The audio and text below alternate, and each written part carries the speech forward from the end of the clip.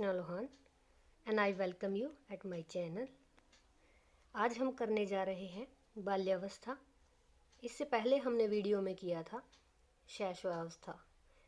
शिशु से संबंधित सारी जानकारी, कितनी उसकी एज होती है शिशु की और क्या क्या वो क्रियाएं करता है और क्या क्या वो सीखता है, वो सारी बातें मैंने आपको प्रीवियस वीडियो में बताई थी।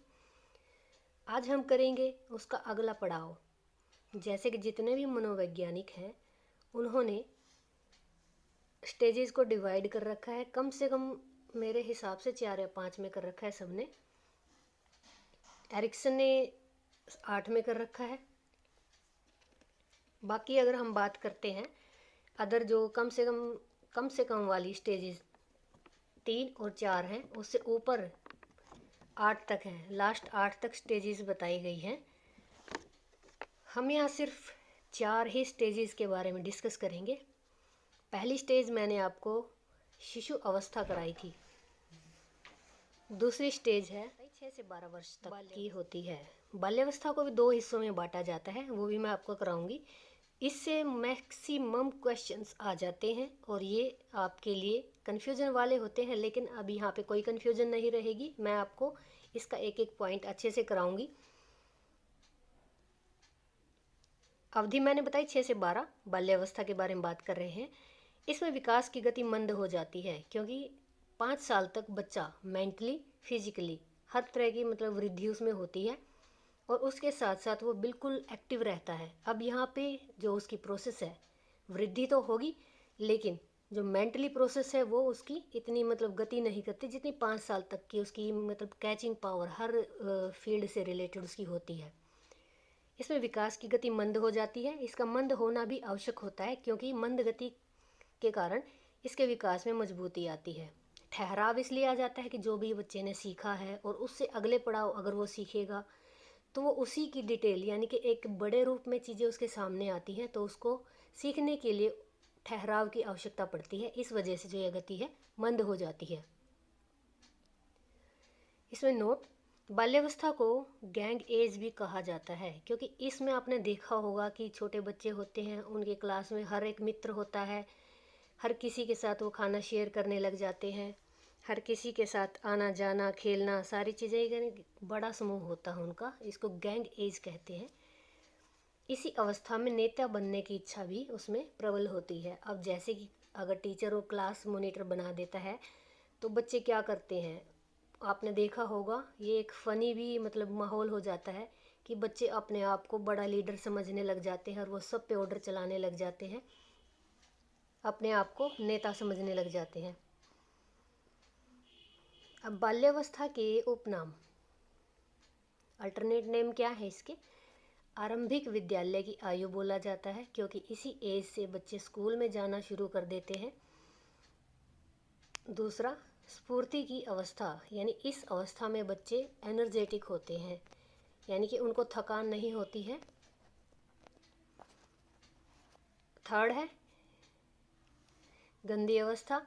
गंदी अवस्था इसलिए बोला जाता है क्योंकि इसमें बच्चे इतने ज़्यादा चंचल होते हैं कि वो अपने व्यवहार या फिर अपने रहन सहन में कुछ ज़्यादा ध्यान नहीं देते हैं।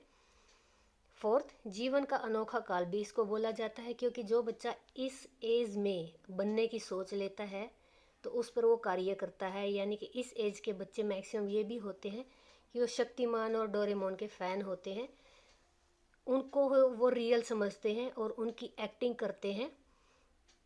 यानी कि आप लगा सकते हो कि जो निर्जीव वस्तुएं हैं उनको सजीव समझने लग जाते हैं, उन्हीं का रोल अदा करने लग जाते हैं।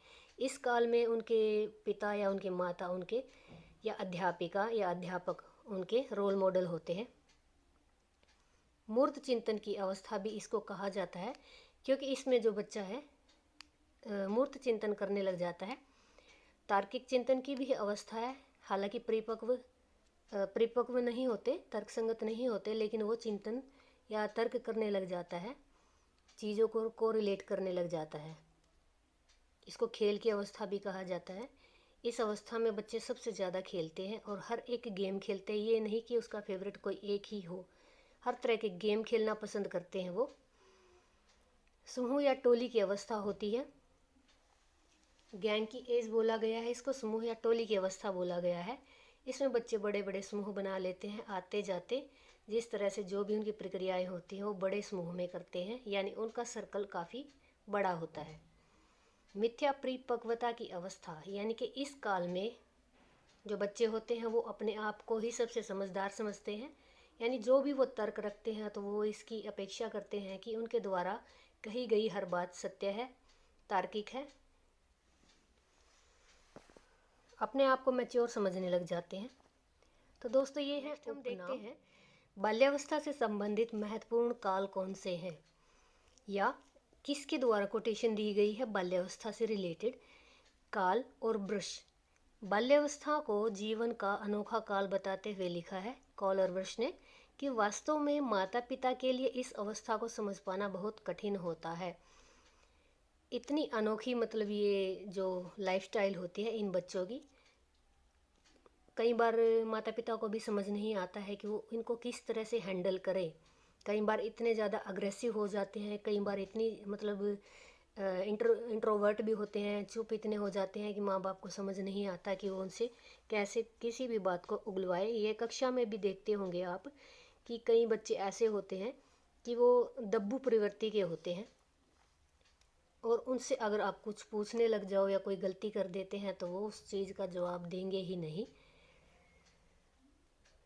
रोस क्या कहते हैं, बाल्यावस्था को मिथ्या परिपक्वता का या छद्म काल कहा जाता है, यानी इसमें बच्चे परिकल्पनाएं बड़ी बड़ी करते हैं, अपने आप को सुपर हीरो मानते हैं या अपने पिता को सुपर हीरो मानने लग जाते हैं। कोई ना कोई इस एज में उनका रोल मॉडल होता है और वो उसी को संसार का सबसे बेस्ट व्यक्ति या पर्सन मानते हैं।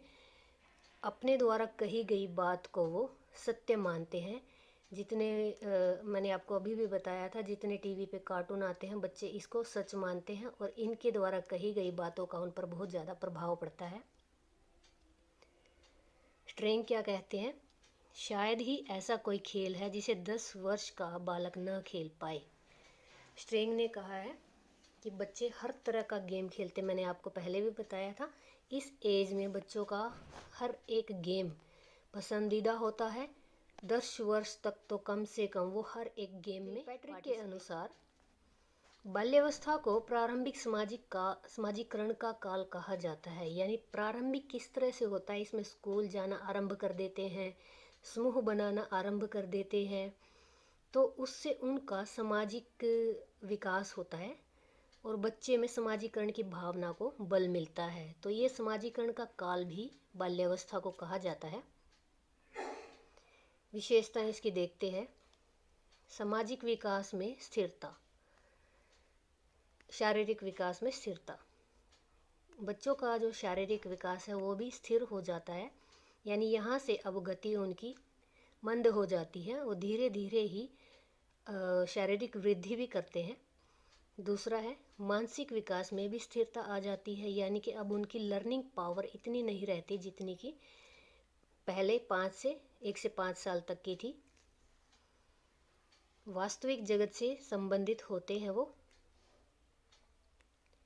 जिज्ञासा की प्रबलता रहती है उनमें, हर चीज़ को जानने की उनमें इच्छा रहती है। जिस प्रकार अगर उनके हाथ में कोई भी आप खिलौना, टीवी रिमोट या मोबाइल वगैरह दे देते हैं तो उसके लिए वो इतने जिज्ञासु होते हैं कि उसको चला चला कर या खेल कर या उसको तोड़ फोड़ कर उसकी सारे कलपुर्जे खोल खोल कर उनको पता कर लेते हैं कि इसके अंदर कैसे कैसे बना है, फिर दोबारा से उसको जोड़ने की कोशिश करते हैं, जो कि हमारा 6 पॉइंट भी यहाँ ये कह रहा है। रचनात्मक कार्यों में उसको आनंद आता है, यानी कि हर एक चीज़ को वो खोल कर देते, उसके पार्ट्स वगैरह हैं खोल कर देखते हैं और उनको दोबारा भी जोड़ने की कोशिश करते हैं। 7वां पॉइंट है समूह भावना का विकास। इस एज के बच्चों में समूह भावना का विकास होता है, ग्रुपिंग की भावना उनमें आ जाती है, गैंग बनाने लग जाते हैं। नैतिक गुणों का विकास उनमें होता है। इस एज से ही उनमें नैतिक गुणों का विकास होता है। उनको किसी भी दंड या लोभ के द्वारा नैतिक गुणों का उनमें विकास किया जा सकता है। संग्रह करने की प्रवृत्ति, यानी कि गुल्लक उनकी लाइफ में आ जाता है। गुल्लक के द्वारा या अपनी जो पॉकेट मनी के द्वारा वो हर एक चीज़ पैसे को भी जोड़ने लग जाते हैं। संग्रहण की प्रवृत्ति उनमें आ जाती है।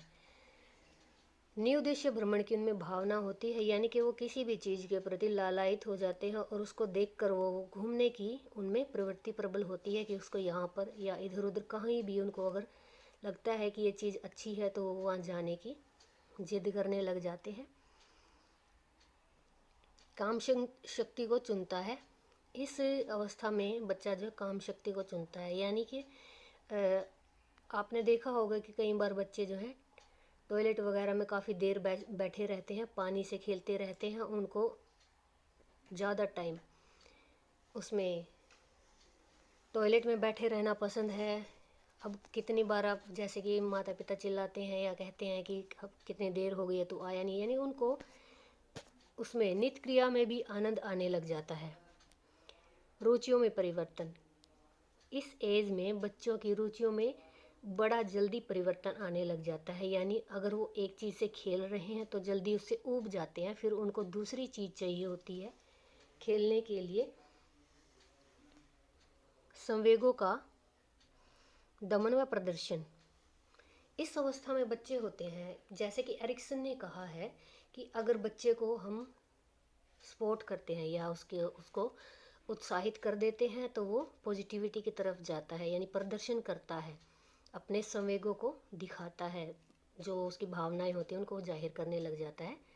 लेकिन अगर उसको डांट दिया जाए या टोक दिया जाए तो उसमें दमन की प्रवृत्ति आ जाती है, वो दब्बू प्रकृति के बालक हैं जो बन जाते हैं, उनमें अपनी इच्छाएं दबाने और चुपचाप रहने की प्रवृत्ति है जो विकसित हो जाती है। फ्रेंड्स, अगर हम इस अवस्था में शारीरिक विकास की बात करते हैं तो जो बालिकाएं होती हैं बालक से सर्वाधिक लंबी होती हैं इस आयु में, या आप यूँ कह सकते हैं कि लड़कियां जो हैं लड़के से 2 या 3 साल बड़ी और मैच्योर नज़र आती हैं। उनमें एक ये फैक्ट भी है कि लड़कों से लड़कियां 2-3 साल ज़्यादा जल्दी ग्रोथ भी करती हैं, मैच्योर भी होती हैं।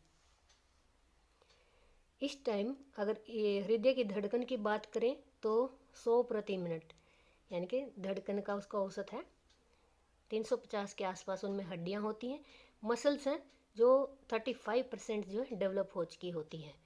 अब करते हैं बात संवेगात्मक विकास, यानी बाल्यावस्था में एक बालक के संवेगात्मक विकास को हम यहाँ पे देखते हैं। जीवन की अनोखी अवस्था मैं आपको बता चुकी हूँ। इस अनोखी अवस्था में बच्चे सुनहरा, एक ये भी बोला जाता है सुनहरा काल किस अवस्था को बोला जाता है, तो सुनहरा काल बाल्यावस्था को ही बोला जाता है कि क्योंकि इस अवस्था में बच्चा हर प्रकार के आनंद को प्राप्त करता है।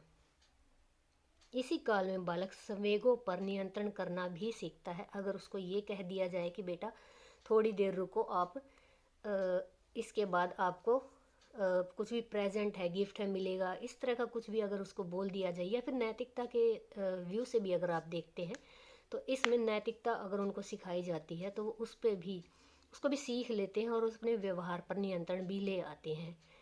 यानी अगर इस काल के बच्चों को आप अध्यापक अगर ये कहता है कि बेटा वर्षा में व के बाद आ आएगा और श आ, जैसे पिछला वैसे के वैसा वर्षा होता है तो वो वही मान लेगा और उसी के लिए वो जिद करेगा। पेरेंट्स से भी कहेगा मेरी मैम ने ऐसा ही सिखाया था। तो ये भी होता है कि वो जो उसको सिखाया जाता है इस अवस्था में वो ज़्यादा सीखता है। इच्छा की पूर्ति न होने पर निराशा भी आती है उसमें। एरिक्सन ने भी यही बताया है कि अगर उसकी इच्छाओं की पूर्ति नहीं होती है तो उसमें निराशा का भाव उत्पन्न हो जाता है। अब अगर बात करें हम सामाजिक अवस्था की, तो सामाजिक अवस्था को एक शॉर्ट वे में यहाँ भी मैंने लिखा है समूह और टोली। समूह में, टोली में या मित्र बनाने की प्रबल इच्छा उनमें रहती है। हर एक बच्चे से क्लास में वो बात करते हैं, उनके साथ रहते हैं, खाना तक शेयर करते हैं। उनमें सहयोग की सद्भावना, ये दोनों जो भावनाएं हैं उसमें देखने को मिल जाती है। अगर वो किसी खेल के द्वारा हो या फिर पढ़ाई के द्वारा हो या फिर कहीं नेतृत्व करने की बात होती है तो वो सहयोग की भावना का प्रदर्शन करता है और एक दूसरे के साथ वो सद्भाव से भी रहता है। लास्ट है इसमें मित्र। बालक के मित्र, जैसे कि इस अवस्था में लड़के और लड़कियां एक इकट्ठे ही रहते हैं, यानी कि उनके मित्रता में ये नहीं होता कि भी लड़का है तो लड़का ही उसका दोस्त होगा या फिर लड़की है तो लड़की ही उसकी दोस्त होगी, किसी से भी वो मित्रता। तो दोस्तों इस अवस्था में बच्चा अगर किसी भी बालक के साथ रहता है तो उसकी मित्रता ही मानी जाती है, उसमें उसको कोई इस चीज़ से फ़र्क नहीं पड़ता है कि वो लड़का है या लड़की है। हालांकि उसको लिंग पहचान तो हो जाती है, लेकिन इस अवस्था में वो समूह में रहते हैं तो समूह में हर तरह के मतलब बच्चे उसके मित्र होते हैं। बालक है तो बालिकाएं उसकी मित्र होंगी और बालिकाएं हैं तो बालक भी उनके मित्र होंगे। तो दोस्तों ये था आज का मेरा क्वेश्चन बाल्यावस्था के ऊपर। अगर आपको ये क्वेश्चन अच्छा लगा है तो आप इसको शेयर ज़रूर करें और इसको डीपली आप लर्न करें, ताकि आपके जो भी आने वाले एग्ज़ाम्स हैं आप उसकी अच्छे से तैयारी कर पाएँ। Thank you.